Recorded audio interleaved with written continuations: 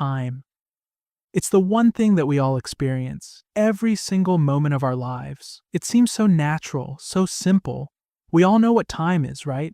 We wear watches, we schedule our days, and we all feel the constant march of seconds, minutes, hours, days, years, and lifetimes. Time is a force, a constant presence in our lives.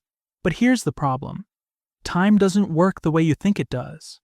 In fact, time is not at all what you probably believe it to be. Let me ask you something. How do you experience time? Do you feel it as a river flowing steadily from the past through the present and into the future? Most people do. We think of time as this continuous, unbroken stream pushing us along. But that's not time at all. The river of time you imagine? That's just a mental construct, a way your brain has adapted to understand something it can't quite wrap its head around. Let's start with something simple. You wake up in the morning and look at the clock.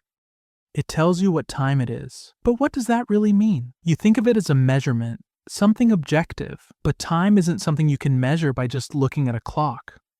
What you're really measuring is change. The motion of a hand, the ticking of a second, the vibration of atoms. But time itself? Time doesn't tick. Time doesn't flow. It doesn't push anything forward. It's just the measure of change. Now think about your day. The morning feels different from the evening. It feels like there's a shift, doesn't it? But that's because you experience time as you move through events. In the morning, time seems fresh and full of potential. By the evening, the day has worn you down, and time feels like it's been spent. But what you're really feeling is not the passage of time itself, but the progression of events and how you relate to them. Let me show you how that works. Imagine you're standing still. Your body isn't moving through space. You're completely still, just experiencing the passage of time. It feels normal, right? You're moving through time at a constant rate, 1 second per second. But now, imagine you start moving. You get up and walk across the room.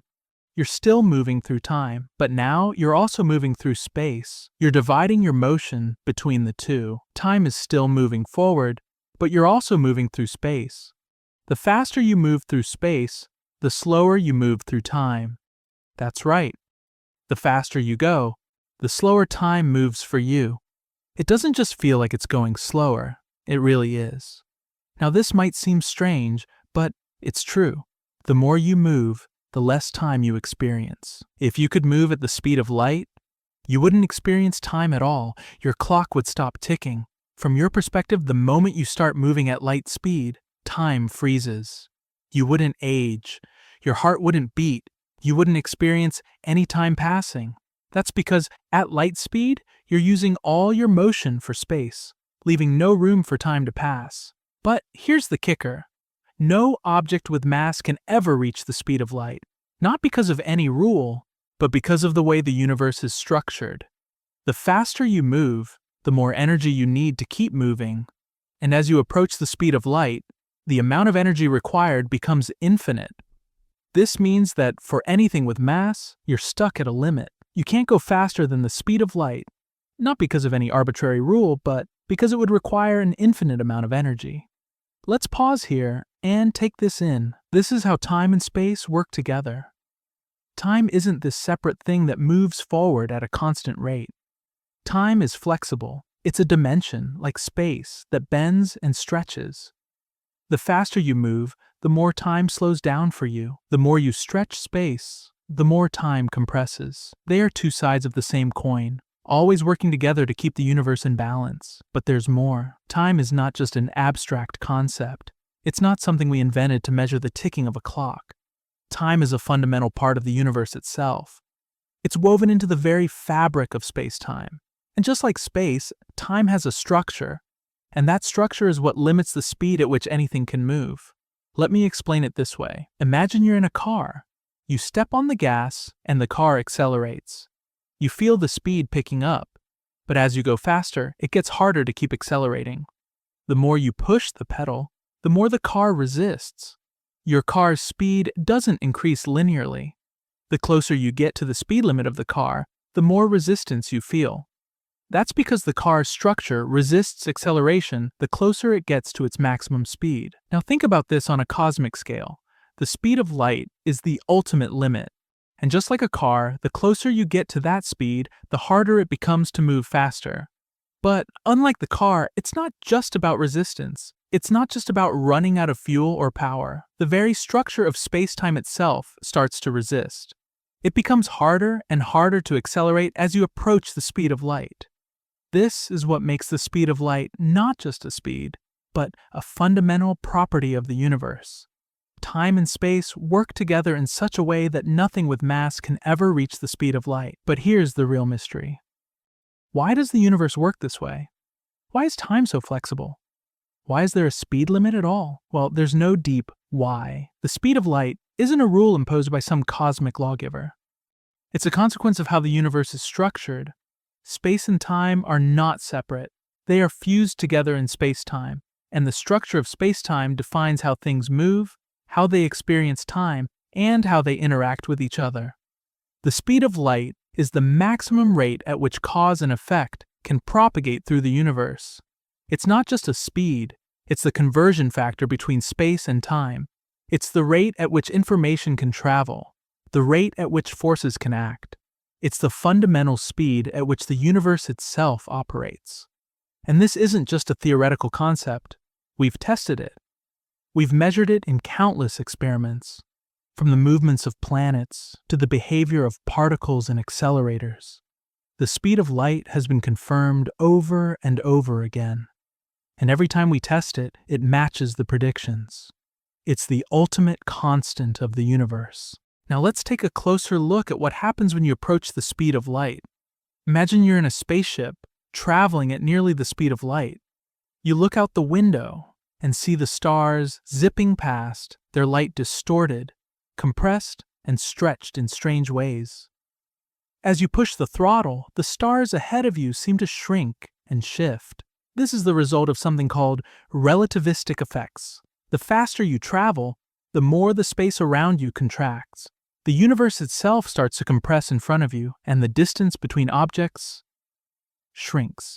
But that's not all. You might think that you could keep going, that you could simply keep increasing your speed. But as you accelerate, you would notice that the passage of time slows down for you. Your clock ticks slower and slower. If you could somehow look at a clock on Earth from your spaceship, you would see it ticking faster than your own. This phenomenon, called time dilation, is a direct consequence of traveling at high speeds. The faster you move, the slower time moves for you. This might sound like a science fiction idea, but it's real. In fact, time dilation has been observed in many experiments. One famous example involves muons, subatomic particles created when cosmic rays hit the atmosphere. Muons have a very short lifespan, only about 2.2 microseconds. If you were standing still on Earth, you'd never be able to see one of these particles decay before it disappears. However, when moons are traveling close to the speed of light, their time slows down. From our perspective, they live long enough to reach the surface of the Earth. In fact, the faster they travel, the longer their lifespan appears to be. But here's the real kicker. You might ask, if I'm moving through space and time at different rates, how can I measure time? Well, the answer is that time, as we experience it, is relative. It's not a fixed entity. It's not something that runs independently of you. It's tied to the motion of your body, to the way you're moving through the universe. The faster you move, the more you stretch space and slow down time. Take GPS satellites, for example. They orbit the Earth at a high speed and are much farther from the Earth's gravitational field than we are. This means they experience time differently. Because they are moving faster and are in a weaker gravitational field, their clocks tick slightly faster than ours on the ground. If we didn't account for this difference, our GPS systems would be off by miles within just a day. In other words, time isn't the same for everyone. It's affected by where you are, how fast you're moving, and even how strong the gravitational field is around you. But time dilation isn't the only strange effect that occurs when you approach the speed of light. There's another curious phenomenon called length contraction. As you speed up, objects in the direction of your motion appear to shrink. Imagine you're looking at a spaceship that's moving towards you at near light speed. As it gets closer, you'll notice that it appears to be compressed in the direction of its motion. From your perspective, it looks much shorter than it really is. This is another consequence of the way space and time are intertwined. As time slows down for you, space contracts in the direction of your motion. It's as if the universe itself is adjusting to your speed to keep the speed of light constant. Now, these effects are all mathematically predictable. They come from Einstein's theory of special relativity, and they've been tested and confirmed in numerous experiments. But despite this, many people still find it difficult to wrap their heads around the idea that time can slow down and space can contract. It goes against everything we experience in our daily lives, where time is just something that moves steadily forward, and space is just something we move through without thinking about it. But in the realm of high speeds, everything changes. This brings us to the question of why the universe is set up this way. Why does time slow down for fast-moving objects? Why does space contract? The answer lies in the structure of space-time. Time and space are not separate, as we once thought. They are deeply interconnected, forming a four-dimensional continuum that we call space-time. And just like space, time has its own geometry. The geometry of space-time dictates how objects move, how they experience time, and how they interact with each other. And the speed of light is the key to understanding this geometry. When you think about the universe, it's easy to imagine time as a linear progression, moving from the past to the future. But this is a simplification. In reality, time is not an independent dimension. It is woven into the fabric of space. When you move through space, you also move through time. The more you move through space, the slower you move through time. And the faster you go, the more extreme these effects become.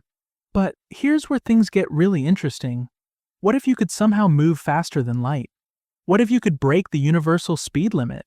Well, according to Einstein's theory of relativity, this would cause some bizarre consequences. For one, it would mean that you could travel backward in time. This creates paradoxes. How could you go back in time, meet your past self, and change something that already happened? The laws of physics, as we know them, don't allow for this kind of time travel. The structure of space-time itself prevents it. So, while time may seem like a simple, straightforward concept, something that ticks along at a constant rate, 1 second after another, in reality, time is a complex, flexible dimension that behaves in ways that are completely counterintuitive. Time can slow down, it can bend, it can stretch. It can even stop altogether for objects moving at the speed of light. And all of this is a consequence of the way space-time is structured. The speed of light is not just a limit on motion. It is a fundamental property of the universe that governs how time and space interact. But there's still one more twist. If time can slow down, if it can stretch and bend, then how do we experience it in our everyday lives? How do we measure time, and how do we feel the passage of time? In our everyday world, where speeds are much slower than the speed of light, these effects are so small that we don't notice them, but they're there beneath the surface, shaping the very fabric of reality. And when we look at the universe from the perspective of physics, when we see the way space-time behaves at high speeds, and in the presence of strong gravitational fields, we begin to understand that time is not the simple, linear progression we thought it was. It is something much stranger, much more fascinating. Now, let's shift our focus to gravitational time dilation, a concept that may be even harder to wrap your mind around. You've heard that time can slow down when you move fast, but did you know that time can also slow down depending on how close you are to a massive object? This is a phenomenon that Einstein's general theory of relativity predicted, and it has been confirmed by experiments. It's called gravitational time dilation. Imagine you are standing on the surface of the Earth, and you look at a clock. It's ticking away normally, as you would expect. But now, imagine you take that same clock and send it up to a satellite orbiting the Earth. The clock in space will tick a tiny bit faster than the one on the Earth's surface. Why? It's because the satellite is farther away from the center of the Earth, where the gravitational field is weaker. In weaker gravitational fields, time passes a little faster. The stronger the gravitational field, the slower time moves. This might sound like science fiction, but it's a real effect. It's been confirmed in countless experiments, especially with GPS satellites. These satellites are in orbit around the Earth, and they experience weaker gravity than we do on the surface. If we didn't account for the time dilation caused by both the speed at which they travel and the weaker gravity they experience, GPS systems would be completely inaccurate within a few minutes. In other words, time moves differently depending on where you are in the gravitational field of the Earth. But why does gravity affect time? The answer comes back to the structure of space-time. Gravity isn't just a force that pulls objects toward each other like Newton thought. Gravity actually warps space-time itself. The more massive an object is, the more it curves space-time. And when space-time curves, it affects how time flows. Near massive objects like the Earth or the Sun, space-time is curved more sharply, and time moves slower. In less curved regions, like out in space, time moves faster. This is why the clock in the satellite ticks faster than the one on the ground. This concept of space-time curvature becomes even more profound when we think about black holes. A black hole is a region of space where the gravitational field is so strong that not even light can escape. The closer you get to a black hole, the stronger the gravitational field becomes. And time slows down more and more. In fact, at the event horizon of a black hole, the point beyond which nothing can escape, time essentially comes to a halt. From the perspective of an outside observer, time seems to stop for anything that crosses the event horizon. But from the perspective of the object falling in, time is still ticking forward normally. This difference in perception is another strange feature of time and space. So, we now have two major ways that time can be affected: high speeds and gravity. But here's the real question. If time is so flexible, so relative, does it even have any absolute meaning? Can we say that time moves at the same rate for everyone, everywhere? The short answer is no. Time, as we understand it, is entirely dependent on your frame of reference. If you're standing still, time passes at a certain rate for you, but if you're moving, or if you're near a massive object, time behaves differently. There's no universal clock that everyone experiences at the same time. Everyone's experience of time is unique to their own perspective. Now, here's where things get even weirder.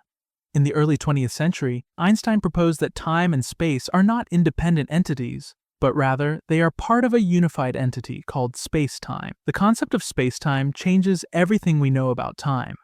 Instead of thinking of time as a separate, linear progression from past to future, we need to think of it as being intricately connected to the three dimensions of space. In space-time, time is just another direction, just like the three spatial dimensions, except, of course, we experience it differently. This idea was revolutionary, but it also led to some really strange consequences. For example, one of the most mind-bending concepts in relativity is time travel. Not in the way you might have seen in the movies, but in a very real sense, it is possible to travel forward in time. All you need to do is move faster. The faster you go, the slower time moves for you.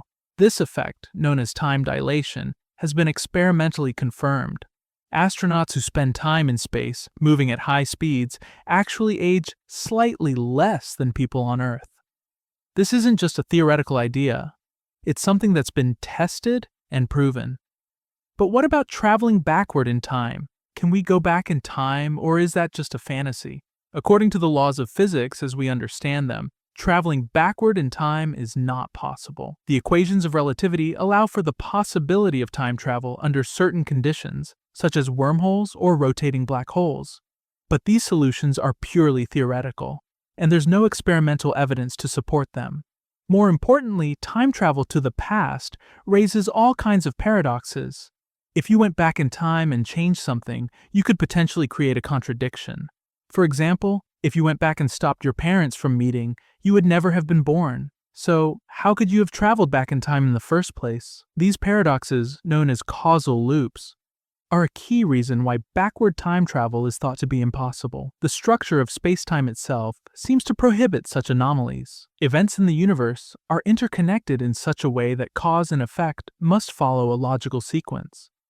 If you could travel back in time and change something, it could disrupt the flow of cause and effect, leading to contradictions.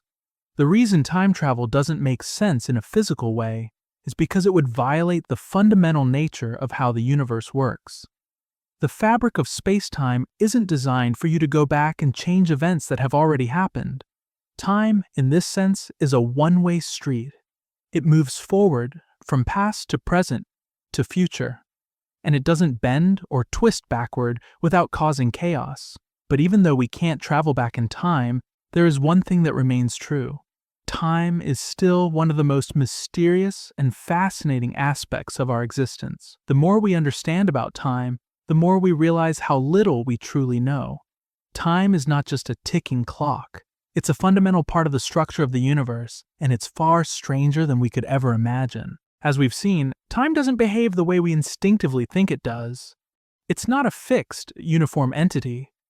It's flexible, bendable, and deeply intertwined with the very fabric of space-time. But there's more to time than just relativity, gravitational fields, and the warping of space. Time also has a psychological component, a way in which we experience it subjectively, which adds yet another layer to our understanding of it. Have you ever noticed how time seems to move differently depending on what you're doing? For example, when you're having fun, time flies by. You look at the clock and suddenly it's an hour later than you thought. But when you're bored or waiting for something, time seems to drag on endlessly. This isn't just in your head. It's a real, observable phenomenon, and it's called the perception of time. The way we experience time is influenced by a variety of factors, including attention, emotion, and mental state. When we're focused on something, especially if it's something that excites us or captures our interest, time seems to pass more quickly. On the other hand, when we're bored or anxious, we become hyper-aware of the passage of time, and it seems to drag on. This difference is part of the reason why children often feel like time moves slowly. Their brains are constantly absorbing new information, which makes the moments feel more stretched out. As we get older and more familiar with the world, our brains process less new information, which makes time seem to pass more quickly. But why does this happen? It all comes down to how our brains process sensory information. When we're engaged in something new and exciting, our brains are working overtime, processing new experiences and creating new memories. This intense processing slows down the subjective experience of time. On the other hand, when we're bored or waiting for something, our brain doesn't have as much to focus on, so it doesn't create as many new memories. As a result, time seems to move more slowly. But this is just a psychological trick. Time itself, as we've learned, doesn't change. It doesn't go faster or slower because you're having fun or because you're bored.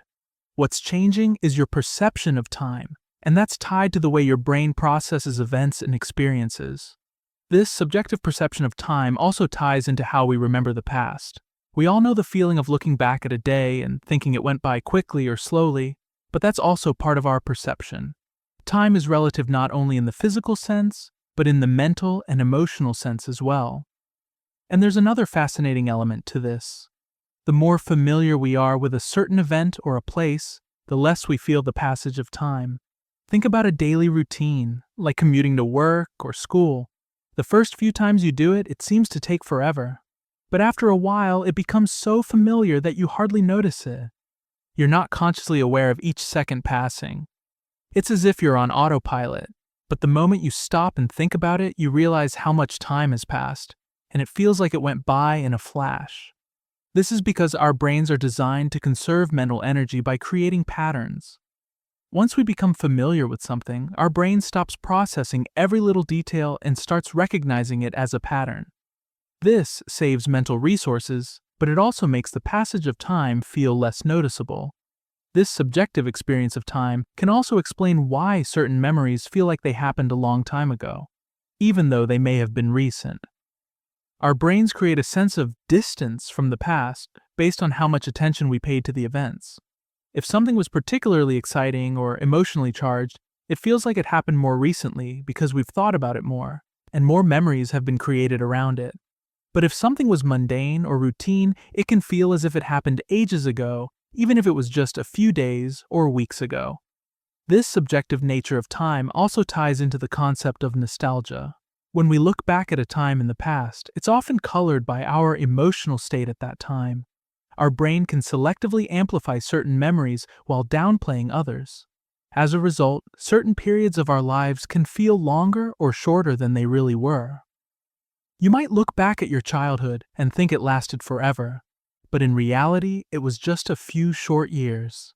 This phenomenon, where time feels stretched or compressed based on our emotions and attention, is part of how we create the story of our lives. But what if you could remove all this perception? What if you could look at time not as a flow, not as a river, but as a mathematical construct? This is what Einstein's theory of relativity invites us to do. It challenges us to think of time as just another dimension, like space, that is affected by the conditions we experience. Time doesn't just pass by, it interacts with space, and the two together create the reality we live in. Einstein showed us that time is relative not only to how fast we move, but also to how we experience gravity. Think about it this way. If you were standing at the bottom of a mountain, your experience of time would be different from someone standing at the top. Even though both of you are experiencing the same flow of time, the time on the mountaintop would pass a tiny bit faster than at the bottom. This is due to the warping of space-time caused by the Earth's gravity. The stronger the gravitational field, the slower time moves. But again, this doesn't affect our everyday experience because the effect is incredibly tiny. It's only when we approach massive objects, like black holes, or when we start moving at close to the speed of light, that these effects become noticeable. This is why we don't notice time dilation in our daily lives. But when we look at the universe on a cosmic scale, time behaves in incredibly strange ways. The closer you get to a massive object, the more space and time themselves bend and warp, changing the way you experience reality.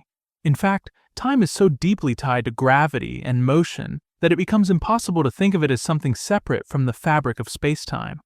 Time is woven into the structure of the universe. It's not just some ticking clock that measures the passage of events. It's a fundamental part of the way the universe functions. Without time, the very concept of cause and effect wouldn't exist. Without time, the universe couldn't evolve. It couldn't change. It couldn't have a history. Time is what gives the universe its shape, its flow, and its meaning. But there's one more aspect of time that we need to consider: the beginning of time. If time is a dimension of space-time, what happens at the beginning of the universe? When we talk about the Big Bang, we're talking about a moment where the very fabric of space-time began to unfold. But what does it mean for time to begin? If time is part of the structure of the universe, then what happened before the Big Bang? The answer is that there was no before. The Big Bang marks the beginning of time itself. There's no sense in asking what came before, just as there's no sense in asking what's north of the North Pole. It's a question that doesn't make sense, because time, as we know it, didn't exist before that moment.